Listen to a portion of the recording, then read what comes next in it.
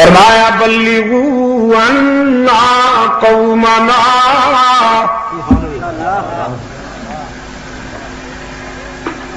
بلغوا عنا قومنا انا لقینا ربنا فرضی عنا وارضانا۔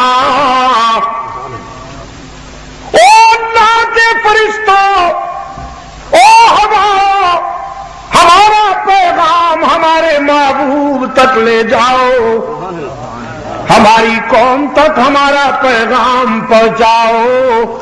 انا لقینا ربنا،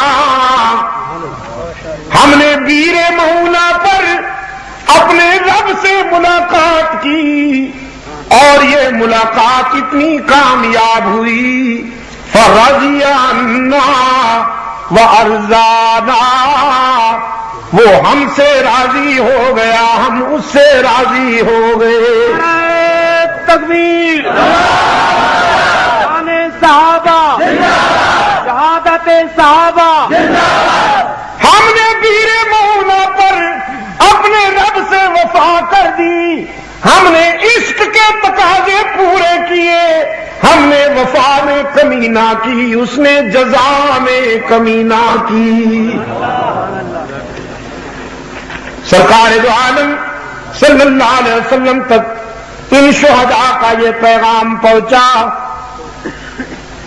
وہ رحمت کا پیکر کہ جو حریف جاں کا بھی چارہ گر ہے، جو قاتل کو بھی معاف کرنے کا ظرف رکھتا ہے، جو مکہ میں فاتح بن کے آیا تو لا تثریب علیکم اليوم کا نعرہ لگایا، وہ رحمت کا پیکر جب اپنے ان رضاکاروں کی مظلومیت کا حال سنتا ہے تو آنکھیں برس پڑی۔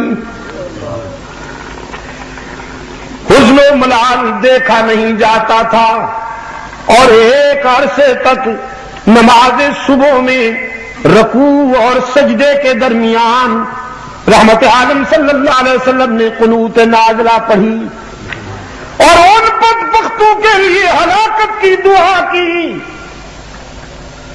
التجا کرتے تھے رب العالمین کے حضور، میرے معبود میرے شاگردوں کو ذبح کرنے والوں پر قحط نازل کر دے، کنان والا قحط نازل فرما دے، ان بدبختوں کو ہلاک کر جنہوں نے میرے رضاکاروں کو ذبح کیا ہے۔ آنکھیں برستی تھیں اور حضور بد دعا کرتے تھے، پھر یہ بد دعا بھی، یہ تیر بھی ایسا نشانے پہ لگا کہ جن جن بدبختوں نے بیر مؤونہ کے قراء پر تلوار چلائی وہ سب کتے کی موت مرے۔ یہی عامر بن طفیل رات کو ایک غلط جگہ جا کے سویا، طاعون کی گلٹی نکل آئی، ایک رات میں وہ اتنی بڑی ہو گئی کہ اٹھا نہیں سکتا تھا، وہیں بلک بلک کر مر گیا، کتے کی موت۔ لیکن آپ سے پوچھتا ہوں پشاور کے روشن ضمیروں، کل کیا ہونے والا ہے کون جانتا ہے؟ اگر میرے آقا کو یہ معلوم ہوتا کہ بیر مؤونہ پہ جا کر میرے رضاکاروں کو ذبح کر دیا جائے گا تو پوچھیے اپنے ضمیر سے اور بتائیے بھیجتے میرے آقا؟ اپنے ان 70 قاریوں کو بھیجتے؟ بھیجا میرے آقا نے، اس لیے کہ کل کی باتیں اس کے سوا کوئی نہیں جانتا، قانون ہے، قرآن کریم کا ضابطہ ہے، ما تدری نفس ماذا تکسب غدا، کل کیا ہونے والا ہے کون جانتا ہے؟